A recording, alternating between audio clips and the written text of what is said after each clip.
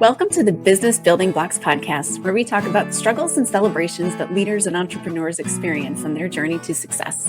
I'm your host, Kristina, and I'm passionate about helping you achieve massive amounts of success at work and at home. We'll talk about all things people and organizational wellness, share relatable stories, and feature insightful guests because quality people and processes are at the heart of every success story. Ready to learn, grow, and have fun? Let's dive in.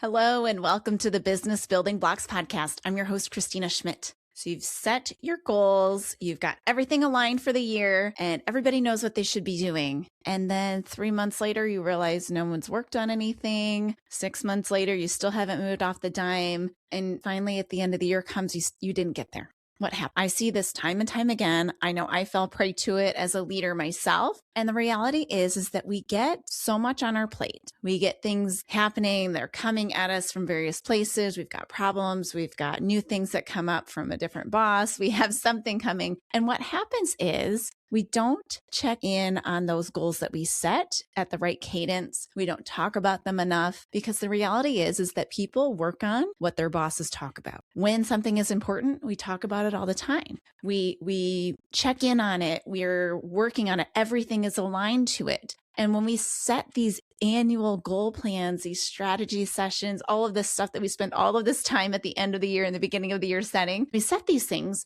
We want to take on the world. We want to take on this huge amount of things. If we did all of those things, it would be wonderful and fantastic. But the reality is that there are so many hours in a day. There are things that we have to do day to day to keep things moving. And then things come up. And while we have these great intentions, we end up following up on the latest fire or the latest quality issue or the latest new thing that came up that we had to do because of, maybe there's a new government policy you had to implement. So we end up following up on these things and we don't adjust out. We don't change our goals and we end up following up on and talking about and paying attention to these things that weren't in our initial plan. So what I want to talk about and help you with is to come up with a very practical way to follow up on what's important so you make sure that you're getting things done, you're moving things forward, and you're getting to where you want to be. So I'm calling this how to follow up on your goals. So the first thing, before we even get to following up, we need to make sure that we've set them appropriately. So everybody's heard, or most of us have heard of the acronym, the SMART goals.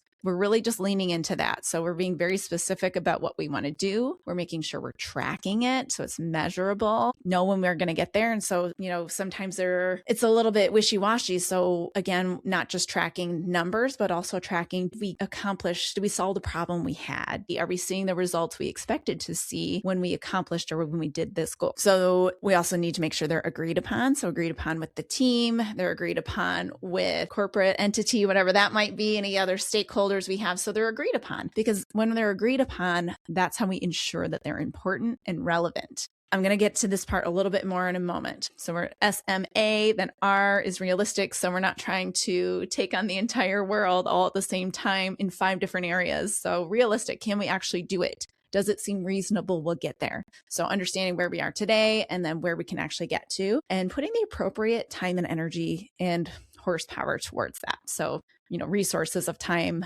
money, people power, whatever you need. And then finally, time constraint. So when are we going to get it? When are we going to get it by? So what by when, very specifically. And the other part of this that maybe doesn't come out as well when we say SMART, we maybe allude to it and agreed upon, but I can say yes and agree with a whole bunch of ideas at the same time. But the reality is, how many can I realistically move forward? So there is an element of focus that we oftentimes forget because we want to take on all these things and everybody's minds work differently. But I know my mind in particular, and there are other people like me in the world, my mind in particular feels like, yeah, that shouldn't be so hard. We just do this, this, and this, right? Like I don't like to pay attention to the details and sometimes forget about how involved things are. Just to give an example, I am looking at doing some small renovations, like doing something as simple as taking wallpaper off of a wall and painting the room.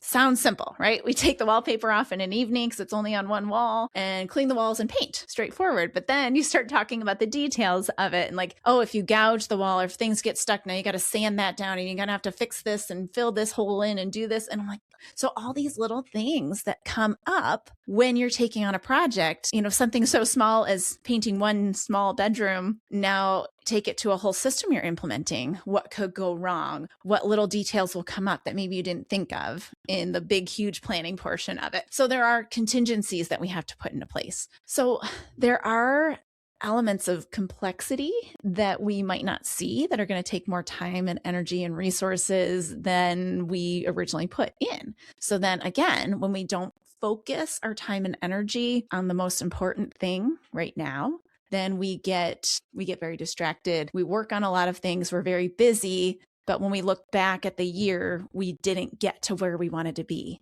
We didn't get as much accomplished, or maybe we didn't get anything accomplished. We spent the year fighting fires and, taking 2 steps out of the 20 that we needed to take towards the project because we took 2 steps in 10 different projects. So this element of focus becomes such a huge part and such an important part to our ability to follow up and to follow up appropriately and ultimately to have our team respond to that follow-up. I want you to put yourself in the position of you are an employee, you have 5 big goals for the year. They seem reasonable if you had nothing else to do. But the fact is you do. You have a job, you have roles that take an obscene amount of your time. So what you've done is you've committed to 5 things in theory that are going to get worked on. But the fact is that while they were nice to do, maybe they weren't the most important thing for you to be doing. Maybe the goal should have been resolving something that comes up super often as a fire instead of the thing that moves you forward. So when we talk about improvements, we all have a standard. So we have a standard at which we believe we should be operating at. Sometimes we're performing below the standard, and the goal, while it might not be exciting or where we want to be, but the goal needs to be mapped out around how to get to the standard or get closer to the standard. Once we're operating at the standard, now we can look at how do we move above the standard or move the standard up. And that's where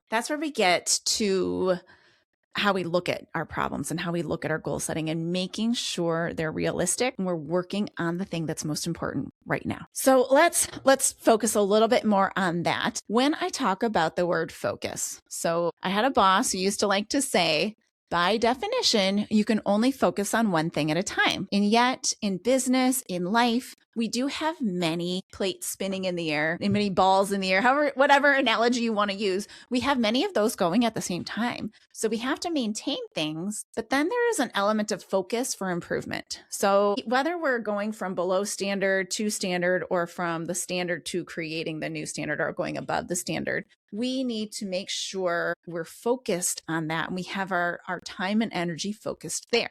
So if we say we're only focusing on one thing at a time, we are saying that this one thing that we're going to do is going to be the most important thing that we're going to use to move ourselves ahead. And this becomes hugely important when we talk about follow-up. Because when we're talking about, you're going to have your weekly meeting with your team. When you come in, what are you going to talk about? You're going to talk about probably the fires that are happening or the things that are preventing you from making the monthly targets, making the revenue goal that you needed, or the customer concern that came up. You're going to talk about the things that are important. And if you're not removing those roadblocks, and if your other things are not related to making things better for your company, then you're not going to talk about it, or it's going to be a very small portion of the very big meeting. And that's not okay. So you need to be focused around and rallied around the most important thing right now. So if you're in a business and you're making decent money, you're meeting your goals,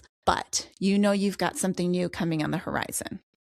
All right, it might come at the end of the year. So the most important thing right now might seem to be preparing for that, but you also might have something that's getting in the way of you preparing for that. So while you might be preparing for it, all you're doing is stacking on. So what you have to do is you say, yes, this is the big thing that's most important right now, but we have to focus wholeheartedly on removing this roadblock, on how do we get through this area to make sure that we can remove that and then work on the thing that's coming. It's just about getting everybody rallied around that same thing. So now how does that work when we're talking about personal things? So one-on-one goals. So if you've listened to me talk about coaching sessions before, you're going to come away from most coaching sessions with some kind of an activity to do, usually, because usually those are about how do we remove the roadblock that's getting in the way of this person operating at their best. So these goals might be something technical. They might be something related to the business, but they also might be something that's more related to that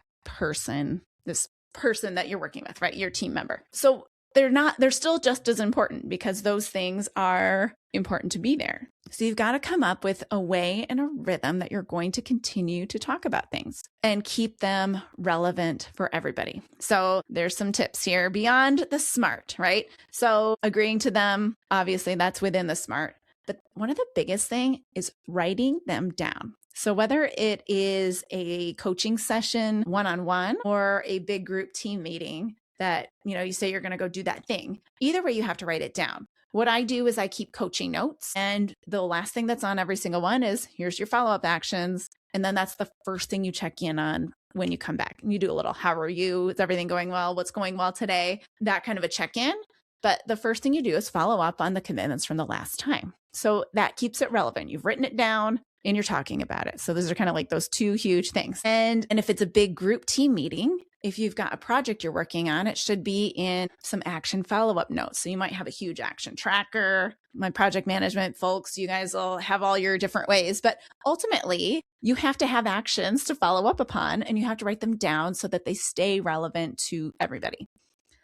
So you're going to talk about them at the beginning again of the next time you're together. Did you follow up on, did you do the thing that you were meant to do? I have seen that part of a meeting take ages. So I'm going to come back to focus. If you are in a meeting where you are following up on a whole bunch of actions and it takes you the whole meeting to do so, to report back on, did you do what you said you were going to do before? I am going to take a wild guess and say that people did not do what they said they were going to do before. It would be beneficial at that point to stop the meeting and say, everybody go do the things that you were meant to do between then and now. Go get them done, and we'll have this meeting again tomorrow at the same time. You need to start to show that you're serious and that things have to get done. So if things are not getting done in your business and your team, you've got to start making that important. And that is the biggest part of following up, is talking about it. So we write it down and we talk about it. Okay. And there's a tracking element with that writing it down part as well, but making sure that it stays relevant. So now again, back to focus, we, especially when there's a lot happening, might get into scope creep. I've seen it happen both at the beginning of projects, middle of projects, ends of projects, personal development, implementing a new system, whatever it might be. That scope creep is bad. So while we might want to do everything, you can only focus on this thing. So some great little questions to ask yourself are, is this added action getting us to where we said we were going to be? Or is it getting us beyond? Or is it creeping out too far? Because while we might want to make it absolutely amazing and perfect at the end of the first round, that's not the important part. The important part is get the thing done. Let's move it forward, and then we can implement the improvements afterward. So staying focused on what the expected outcomes that we wanted to see from when we set the goal is hugely critical to keeping it relevant, keeping us focused around the same things and following up. So let's come up into reality. What do you do? Let's say you're in this position right now. You've got a boatload of things that you wanted to get accomplished this year, and you are feeling a bit overwhelmed already, and it's like end of January, right? So you're feeling overwhelmed that you have too many things, lots of projects, plus still like the day-to-day running of the business. I want you to take your team, or if it's just you, take yourself. And I do benefit from other people, but sometimes you can't find them. So if you can find another person who will sit there and brain dump with you, then, to do this activity with you, then do it. But I want you to brain dump everything onto a piece of paper, or ideally a flip chart or a whiteboard. So everything that you think you should be doing, just brain dump it all out there. And then at this point, start to take the question and start to do elimination. What's the most important thing? Okay, so is this like, obviously you have to follow up on orders. Is there a problem around that? Is there a project around it? Or is that just a day-to-day? So like just start cutting out hacking and slashing, that sort of stuff. And get yourself down to a short list. So like 5 things max. Okay, so these are the things we think might be the most important thing for us right now. So once you get to that, I want you to do a discernment process and start to ask yourself a few questions. So it's a list of 3 questions. 3 questions and then an action to go do it. So the first question is, what benefit will I see if I do this right now? So get as detailed as you can in this description of what benefits you might see and list that all out there. Then secondly, what happens if I don't do this right now? So basically, what's the risk if I don't accomplish this thing right now? Okay, well, the part's going to launch and we are not going to be able to do it. So big, right? Maybe. And then what's getting in the way of me being able to do this right now? Or what's the prerequisite might be another way to look at that.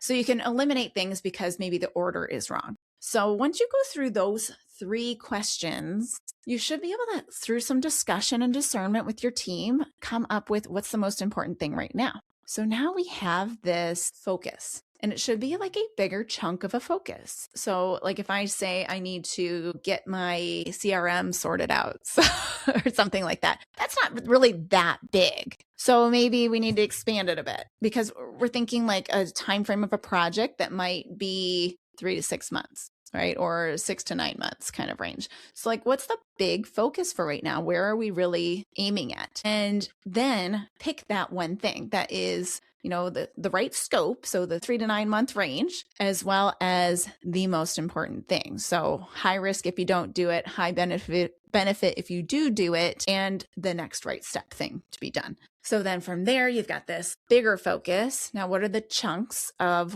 work that need to get done to work on it? And then what are those micro steps that then need to be worked upon and who's going to do it? So this is just a great way to stay focused and to stay all aligned in one thing. So what that means is that if you have a new product launch coming up and you're thinking about changing over systems, like a complete change of maybe your ERP system or your whole financial scope system that runs everything in the business, maybe that's not a good time. So it's probably not a good time to be creating and launching a new part as it is to be doing the system changeover. You've got to figure out based on your business and what's important, what needs to get done by when. What's the most important right now? How do we do this in a way? Because this is a big amount of horsepower that takes the entire team to do both of these huge, large things. And it doesn't make sense to be doing them with like both at the same time because they're going to deter from one another. So back to the follow-up point. If everything is relevant and you're very focused, everybody's talking about the same thing, follow-up becomes more natural. Because what you're doing is you're talking about what's important. You're talking about what's getting in the way of what's most important. And you're doing those very logistical things of writing it down and talking about it at the next time you schedule to speak about it or to speak to that person again. So this just becomes a rhythm and a pattern. It's going to feel maybe challenging if you're not doing it from the get-go or if you're not doing it today. But once you start to get to that rhythm, okay, we're closing out the meeting. What are we doing before the next meeting? And then at the beginning of the meeting, okay, before, from the last meeting, here's our follow-up. Boom, boom, boom, boom. These are just very easy ways to do that. And in the same way that we have these day-to-day things that we have to do. And again, if we're focused on what's most important and we're staying relevant and focused and we make sure our actions and our plans and our development plans even are focused on the big, what's most important right now, that follow-up will become easier. So to wrap it up, what it really comes down to is most of us are trying to do everything at the same time, and we can't. We will benefit tremendously if we can stay focused on the one most important thing.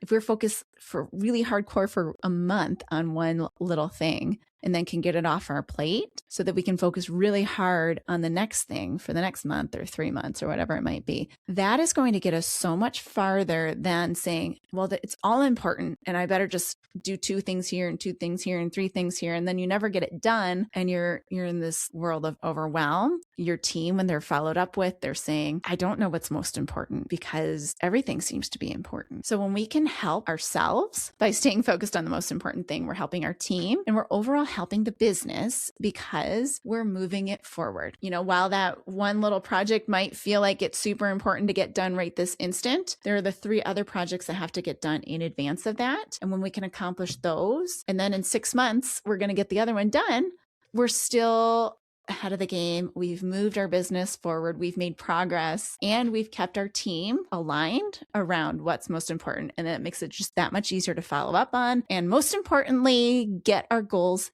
done just get our goals done, period. So if you found this episode helpful today, please like it, share it with a friend, leave some comments on the YouTube, and just really take it away and use it. That is what I want for you. So thank you again for listening, and I will see you on the next episode of the Business Building Blocks podcast. Thanks for tuning in to the Business Building Blocks podcast. If you enjoyed this episode, make sure to subscribe so you don't miss what's next. If you found value in our conversation, please leave a quick review, like, or share. It helps us reach more amazing listeners like you. For more resources and insights, visit KristinaSchmitt.ca, where you can find tools and support to empower your leadership journey. Thanks again for listening, and we'll see you in the next episode.